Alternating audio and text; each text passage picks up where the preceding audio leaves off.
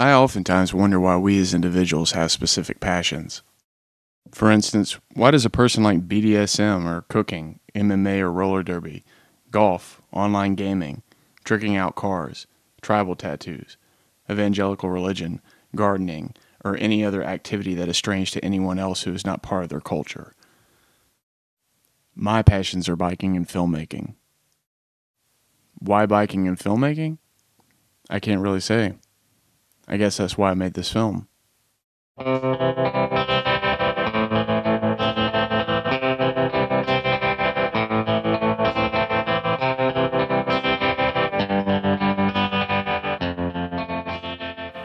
I live in Memphis, Tennessee. You're probably familiar with this version of Memphis. Or this version. Suppose you chose yours appropriately. Or this version. Doing fine as it once was mine. I prefer this version of Memphis. The real Memphis. Or at least the Memphis that I see. I know it seems strange for a person to want to go out of his way to bike in a city like Memphis.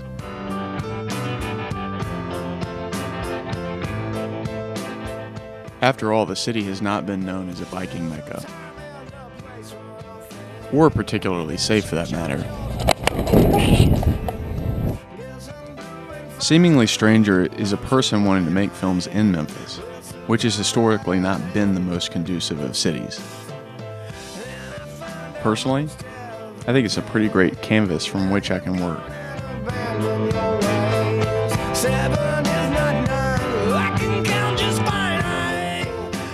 I didn't pick up biking in Memphis. After college, I moved to Austin, Texas for 18 months. I was hesitant at first, because I hadn't biked in over 10 years. You see, since I was 14, I had held on to the idea that biking was a juvenile activity, certainly not an activity for somebody as sophisticated as me. Over time, however, I began to see that biking was something that was not only fun but functional. Any time of day or year, you would see all kinds of people, business people, bartenders, students, artists, biking to work with their computer bags thrown over their shoulders, while hitting the parks and trails on the weekends. Most importantly for me, it seemed like a good time saver. Why get stuck in traffic when I could easily breeze through the jams? Also, I could kill two birds with one stone: transportation and exercise. Plus, I could use that money that would be used on gas to get a beer on the way home. After being in Austin for a while, I began to miss Memphis. I would spend hours looking at Google Maps, checking out all the areas of Memphis that I had never seen nor explored. You see, I grew up in Germantown, an affluent, mostly white suburb of Memphis, or as I like to refer to it, the perfect center of boredom in the universe.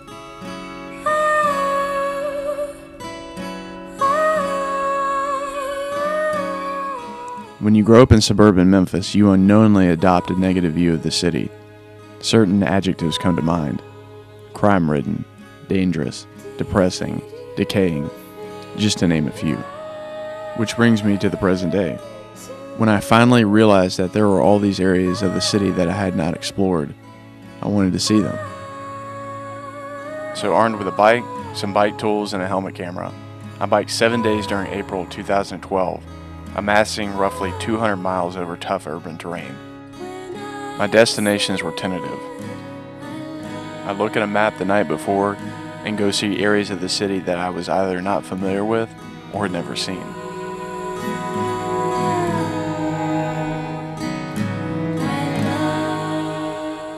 When I ride the streets of Memphis, it's my Zen experience. Every rotation of the crank, every deep breath, every errant car, toxic smell, crack in the road, brain damage, drug fiend, and every building with firmly ingrained character is apparent to me. When you're in a car, you are shielded from most of the sights, smells, and sounds. Most outsiders would consider this a good thing. Personally, I think it shields you from the beautifully genuine and organic texture of the city. You can see the city like this, or this. This, or this. Every ride is a journey and an exploration of self. During each ride, I learn a little bit more about the city and myself. Some days the lessons learned were small. For instance, is the traffic going to be most tricky at 9 or 10 a.m.?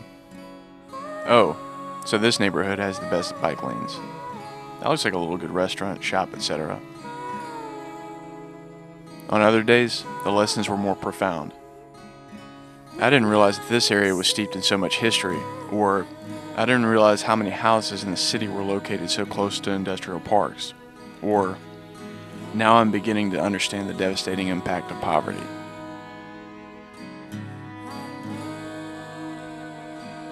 As I biked farther away from my local haunts, I began to see how extensive and vast the poverty is.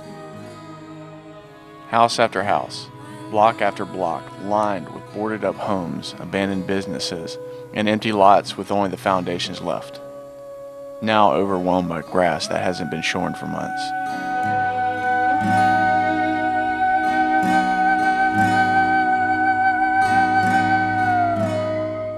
And yet, you can still find true beauty within this. Sometimes oblivion is a nice place to be. Sometimes oblivion is a nice place to be. Escaping to anywhere is a nice place to be. After a while, my despair turned into reflection and understanding. Why is the city like this? It could be so much more. Then you start to think of the city's history, and you begin to see the dividing lines. Black and white, rich and poor, opportunity versus inopportunity. That said, you begin to get the sense that the city is undergoing a radically positive change. On further reflection, the negative and pessimistic attitudes that have hindered this town for too long are dissolving.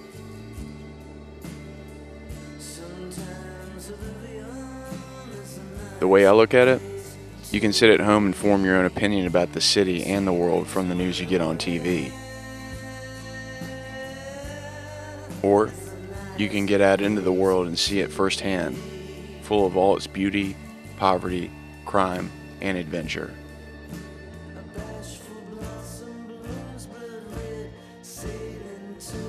All I'm saying is, why not experience it on a bike?